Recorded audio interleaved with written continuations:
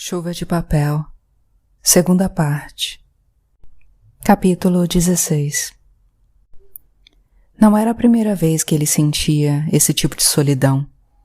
Meio século e lá vai fumaça. Matilde sonhou com um pavão e saiu para apostar no bicho. Terminou sob a roda gorda de um caminhão de mudança. Escapou de virar manchete por companheirismo. Repórter não tinha muito, mas na soma do pouco havia o direito à discrição.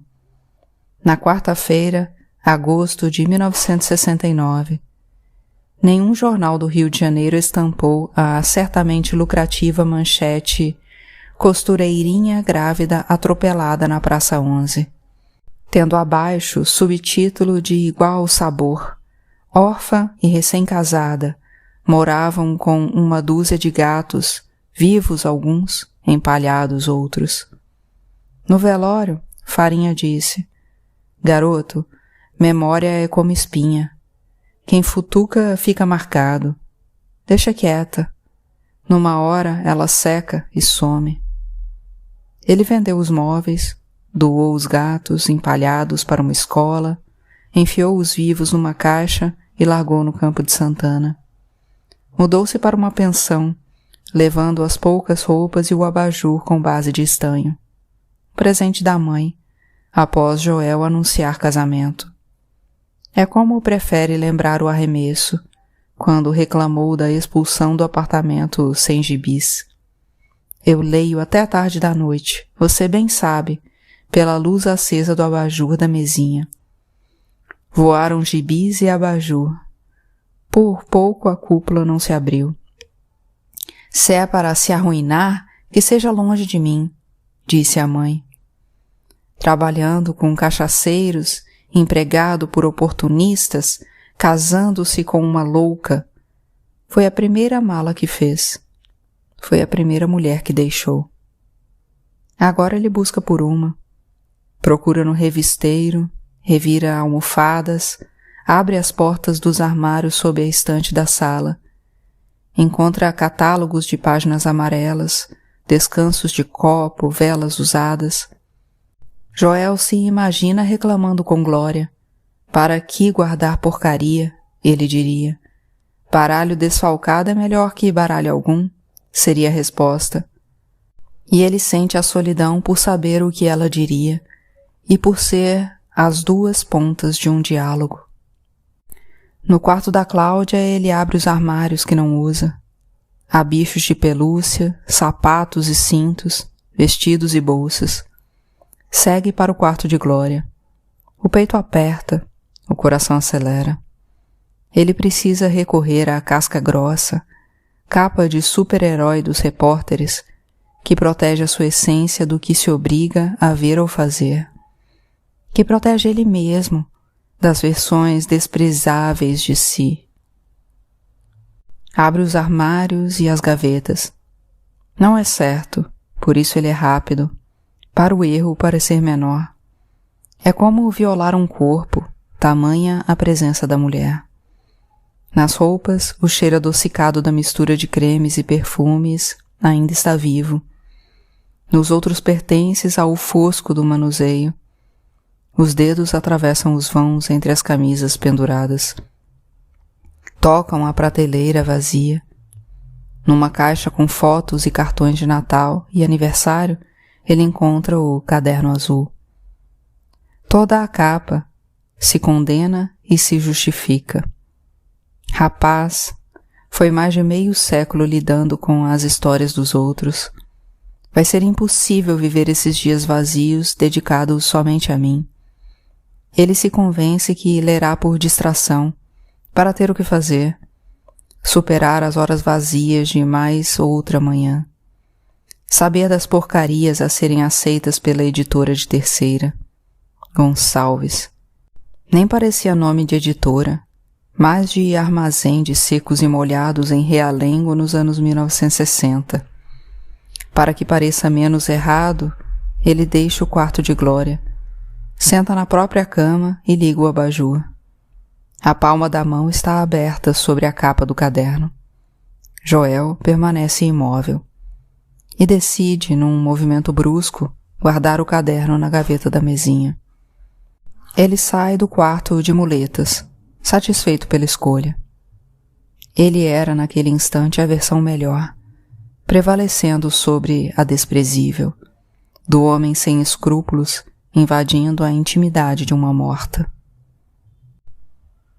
Capítulo 17. O que você quer? Pergunta Aracy.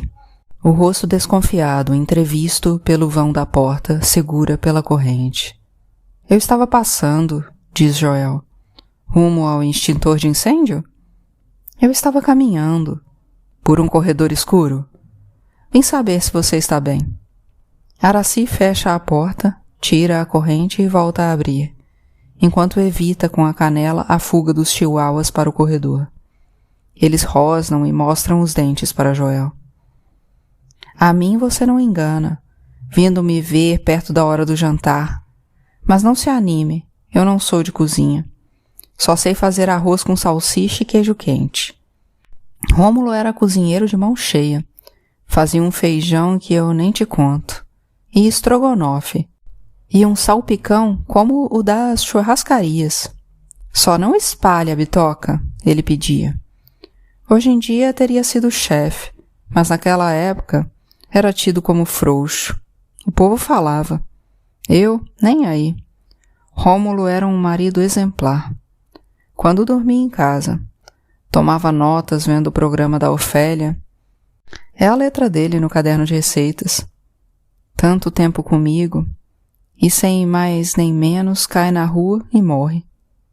Eu me sentia amputada, como na música do cantor de olho claro.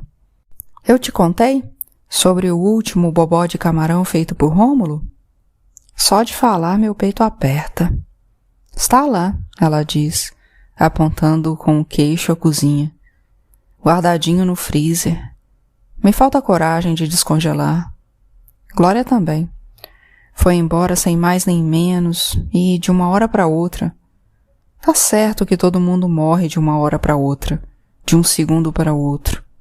Mas todo mundo não é quem a gente ama. O apartamento está abafado e cheira a cachorro velho e sem banho. Mas Joel é tomado por uma inércia que o impele a ficar. Por falar em mundo, vou te contar, continua Aracy. Esse mundo me mostrou a língua. Aliás, me mostrou o dedo. Aliás, me mostrou a bunda. Foi isso que o mundo fez. Pode ficar aí no sofá. Mas é creme cracker que eu tenho para oferecer, com água do filtro. Ele se dá conta de que gosta de ouvir Aracy, apesar da voz desagradável, marcada por incômodos agudos, por altos e baixos, indignação e amargura. A cada sentença, Aracy parecia exercer a exaustiva tarefa de se impor e provar. Os biscoitos estão no pote da mesinha. Você tem boca e tem perna. Levanta e pega. Estou sem fome. A TV aqui também é ruim. A da Glória é muito melhor. Eu não vejo TV. Você é muito esquisito. Cláudia queria que Glória trocasse por outra fininha. Isso foi antes das duas brigarem. Quer dizer, antes da última das brigas, a pior. Elas não estavam se falando quando Cláudia morreu. Como era ela? Cláudia? Aracy aninha os dois chihuahuas no colo e silencia por alguns segundos. Era para ser a continuação da Glória, e a minha também, para melhor, ela diz. Como era a Glória? Joel diz. Aracy olha Joel desconfiada. Você estava morando com ela, ora bolas. Ela não falava muito. As pessoas sozinhas são as que falam mais. Glória era viúva? Antes fosse. Marido defunto costuma deixar um dinheirinho. Se bem que no caso de muitas é justo pagamento por anos de serviço. Fui excluída dessa regalia ou direito. Mas não reclamo. Rômulo proveu de outras formas. Glória foi mãe solteira. Criou a filha vendendo empadão. Quase 30 anos a minha amiga passou abrindo a massa na bancada de mármore, refogando frango e palmito. Era mulher de ambições, mas terminou no vai e vem do mercado, no esfrega e enxuga da pia, de pé engordando as varizes. Cláudia foi medicada, vestida e educada na base do empadão. Mensalidades da faculdade de Direito, pagas com base do empadão. Então, a menina se forma e encasqueta que deve se casar. Glória tentou conversar, disse que era muito cedo, e essa briga eu ouvi. Cláudia dizendo que a mãe era mau exemplo, e Glória dizendo que era verdade. Você deveria fazer o contrário de mim. Eu deveria ter feito o contrário do que fiz. Eu ainda penso na vida que poderia ter tido se tivesse feito o oposto do que queria minha mãe. Que vida, Araci? Você está me confundindo.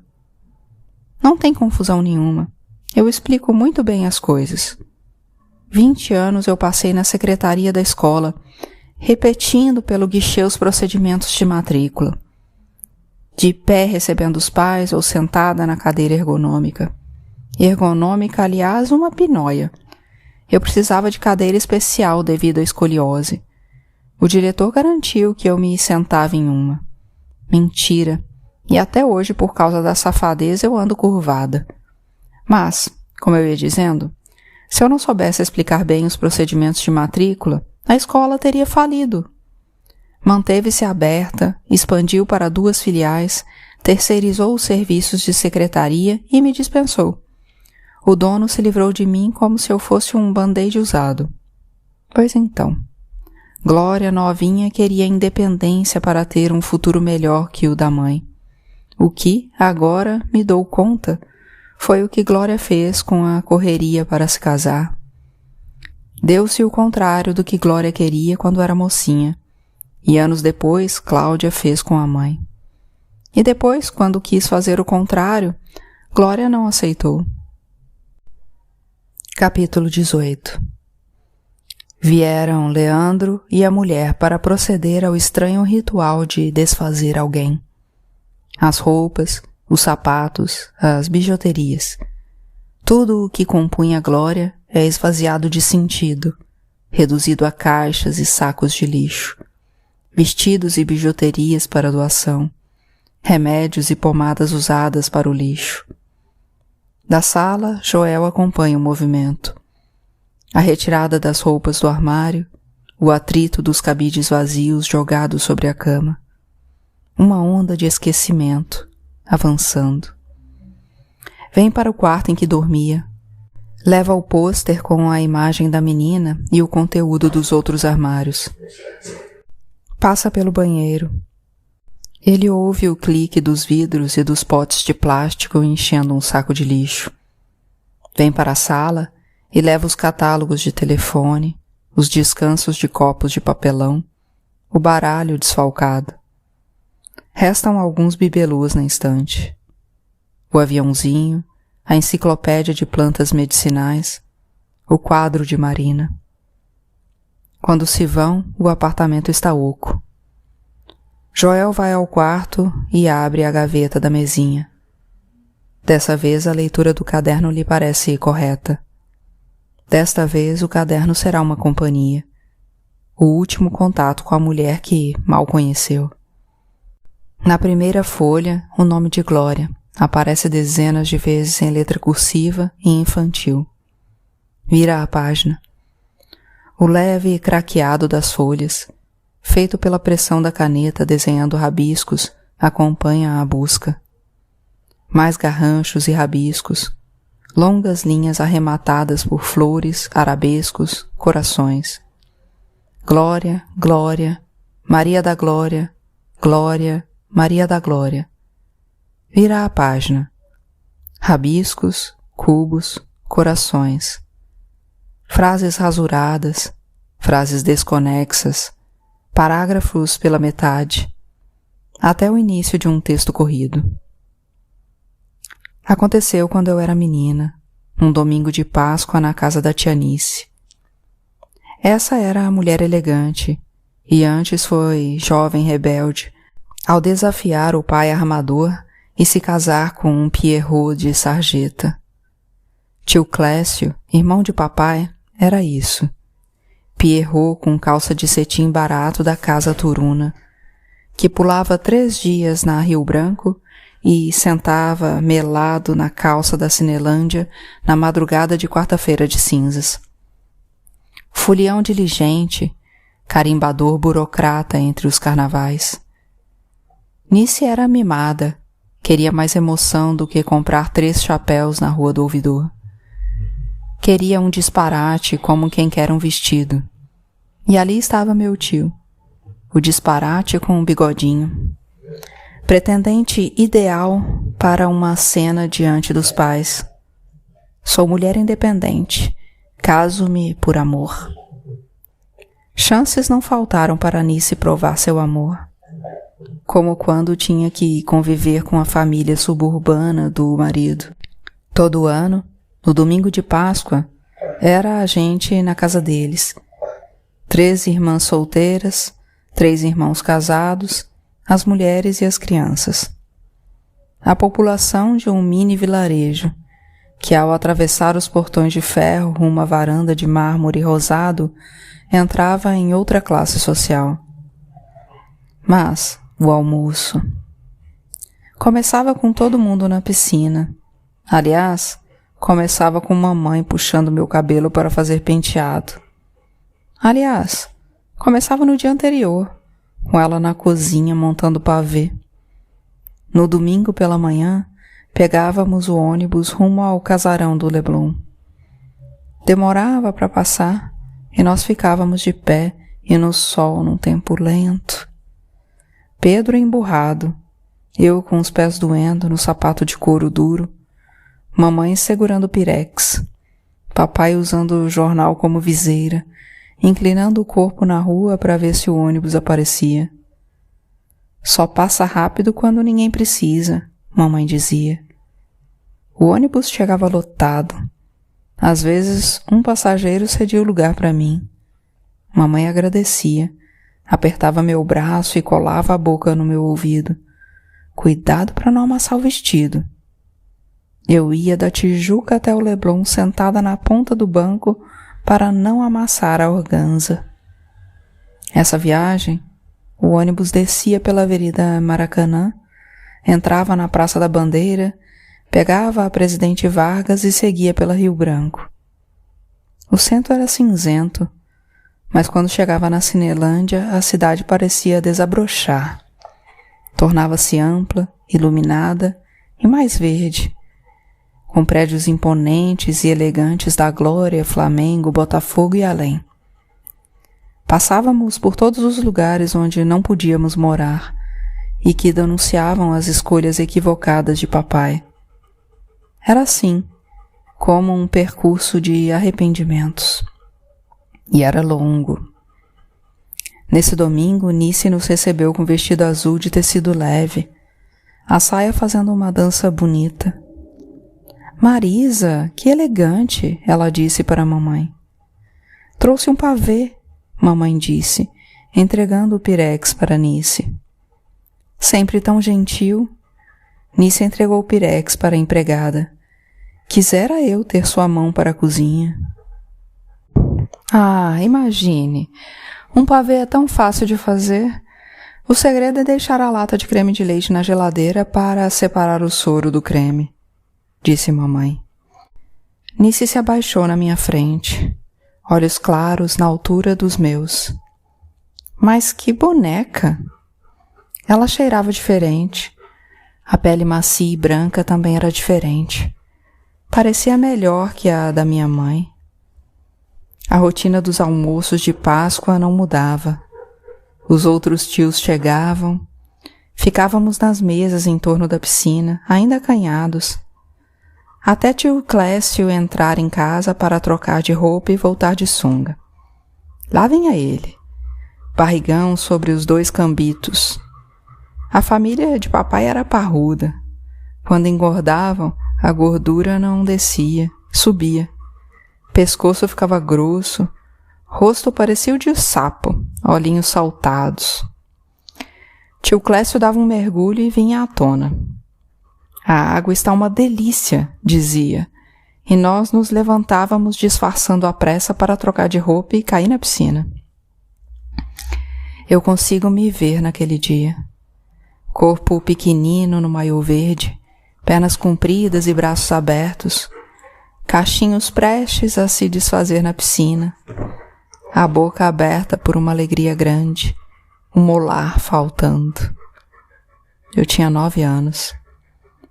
As mulheres ficavam na parte mais rasa para protegerem os cabelos da água. Depois do mergulho, os homens juntavam cabeças para o sussurro de piadas impróprias. Gargalhadas atraíam vizinhos, que esticavam o pescoço por janelas com gerânios. Era esse povo gordo e espalhafatoso gritando como feirante na hora da xepa, exibindo no fundo da boca o salgadinho mastigado. Os convidados da Páscoa na casa do Leblon. Nunca soube o que é ter família grande. Ouvia tia Nicinha dizer mais de uma vez: aquela ali, se pudesse, arrancava os olhos e só colocava de novo na hora de dormir. Eu sabia descrever os Botelho pelo que entreouvia das conversas dos meus pais. Perto da margem, como variações de um mesmo molde mal ajambrado, estavam as tias Odete, Margarida e Eduarda. Nenhuma das 3 havia se casado. Odete porque perdeu tempo cuidando dos irmãos. Eduarda porque escolheu demais e passou dos 30. E Margarida porque era puta. Pelo menos Odete se arranjou no Ministério da Educação, mamãe dizia. No meio da piscina estavam os irmãos. Jaime, único com diploma, era médico com consultório no edifício Marquês do Herval, que ia muito bem. Tio Clécio, que botava terno e ia para o centro fazer palavras cruzadas no escritório do sogro, e Vinícius, meu pai, funcionário do Banco do Brasil. Em outro grupo, perto da borda, estavam as mulheres dos irmãos Botelho. Carolina, casada com tio Jaime, não era das mais simpáticas. Nice, com elegância de berço, e mamãe, braços cruzados sob o peito, esquivando-se dos respingos d'água. Às 3 da tarde anunciaram almoço. Saímos da piscina para nos secar e trocar de roupa. Meu primo enfiou o dedo no nariz e tirou dali uma meleca verde. Quis grudar no meu cabelo. Corri com ele atrás. Atravessei o gramado, enveredei pelo caminho de pedras até a garagem. Ele era maior e me alcançou. O dedo tocou meu rosto. Perdi o equilíbrio, enrolei as pernas. Meu corpo deslizou no cimento e senti a perna direita queimar. Quando me levantei, gotículas de sangue saíam do joelho. Comecei a chorar. Mamãe apareceu. Tapou o rosto com as mãos. Vinícius, corre que eu não posso ver sangue. Papai me pegou no colo. Entramos na sala. Um acidente, disse Nicinha. Vamos cuidar logo para o joelhinho ficar sem cicatriz. Ela nos levou até o banheiro e retirou do armário uma caixa de primeiros socorros. Papai me sentou sob o tampo do vaso. Quer mertiolate? Perguntou tia Nice. Protestei aos berros. Só mercúrio, disse meu pai, piscando o olho para mim. Ele abriu a torneira, molhou um algodão e limpou o machucado. Está doendo, reclamei. Papai colocou a mão sobre os meus cabelos, sorriu. Só quando você se esquecer, vai parar de doer. Ele embebeu outro algodão em mercúrio e passou no machucado. Suspirei. Minha respiração entrecortada pelo choro voltava aos poucos ao normal. Papai cortou um quadrado de gaze e cobriu o machucado. Cortou 4 tiras simétricas de esparadrapo e fixou a gaze no joelho. Sorriu para mim. Assim que chegarmos em casa, você toma um banho e eu troco o curativo. Olhei meu joelho. Estava lindo. Vai fazer outro igual a esse? Igualzinho. E amanhã, quando você chegar da escola, eu faço outro e no outro dia também. Até você sarar. Quando chegamos na sala, o almoço estava servido.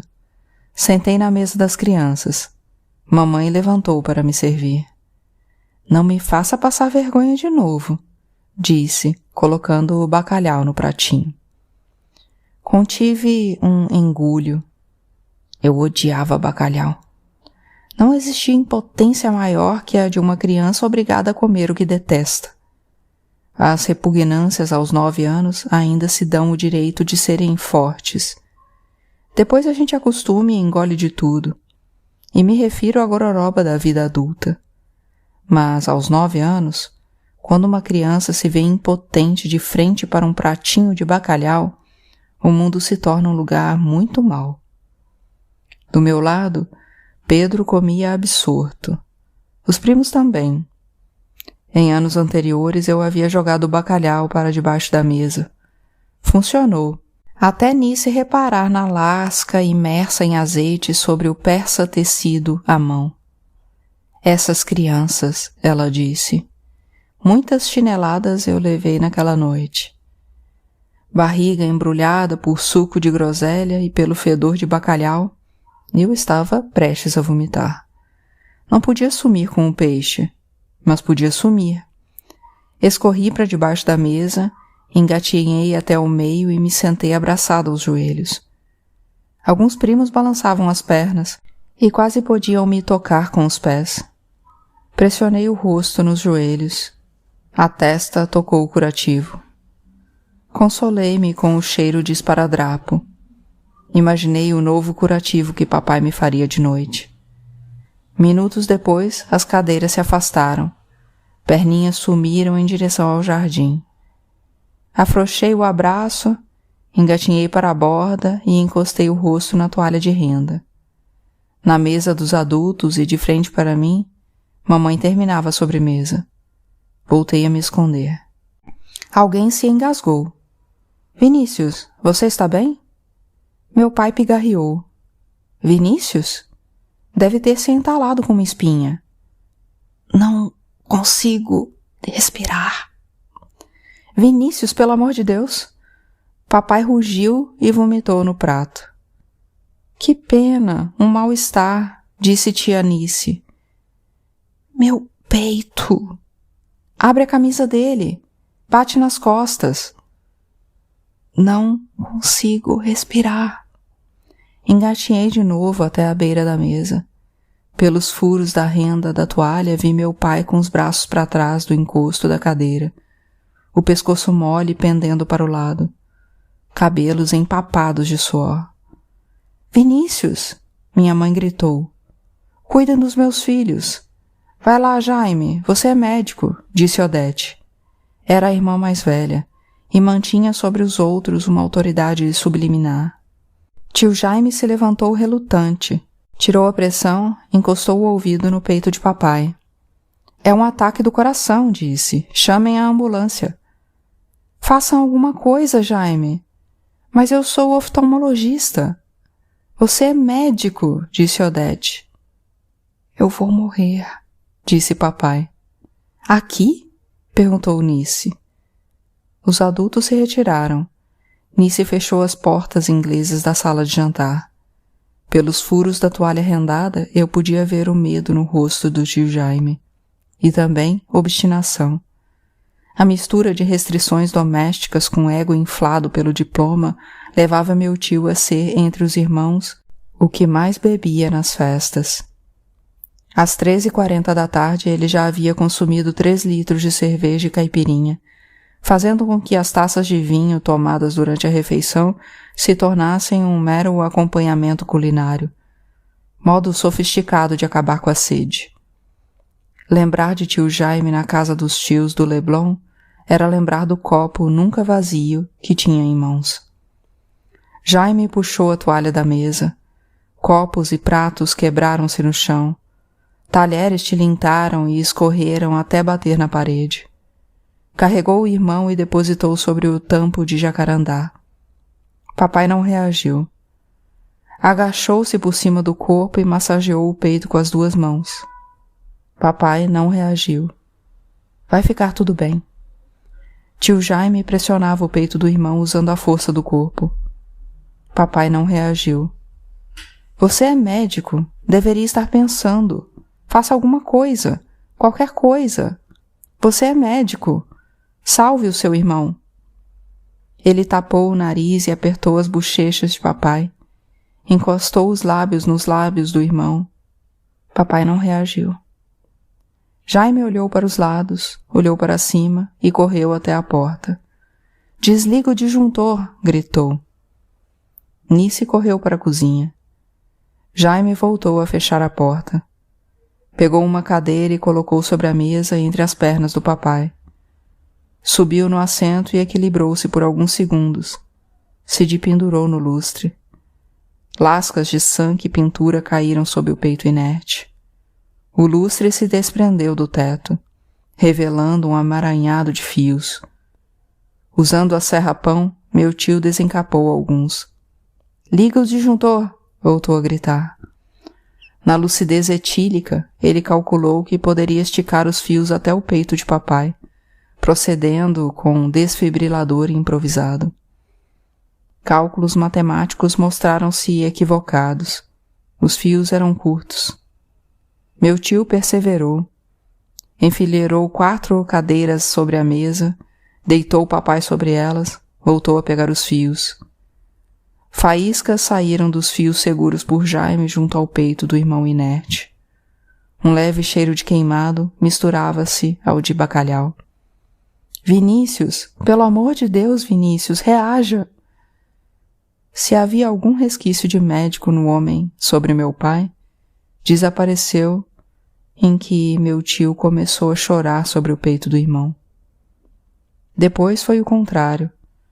Movido pelo instinto de sobrevivência, pelo dever de salvar um paciente, pela certeza e claridade dos pensamentos etílicos e pela recusa em arrepender-se do não feito, Jaime secou as lágrimas na camisa.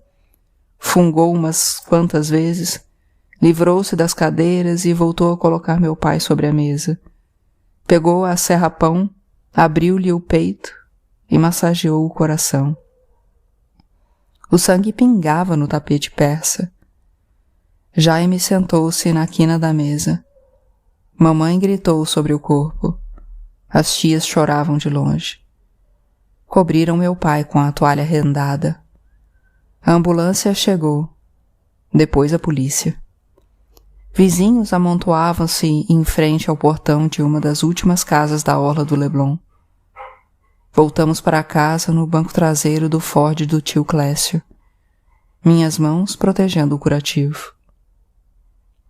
Escurece. Joel vira a página e encontra rabiscos espaçados até as folhas em branco do fim do caderno. Ele não tinha ideia. E sente que é o pior dos homens, detestável ao ponto de desprezar a própria companhia. Ele se levanta e vai tomar um banho. Ele vai para o pátio e se recosta na cadeira de praia. Acompanha um movimento nos outros prédios e sabe não pertencer. Volta para o apartamento. Pela janela aberta da área chega o ruído de louça sendo lavada. De pé na sala, ele hesita uns segundos, sem saber para onde ir, dando-se conta de que não tinha para onde ir. Ele sai do apartamento e anda pelo corredor até o apartamento de Araci.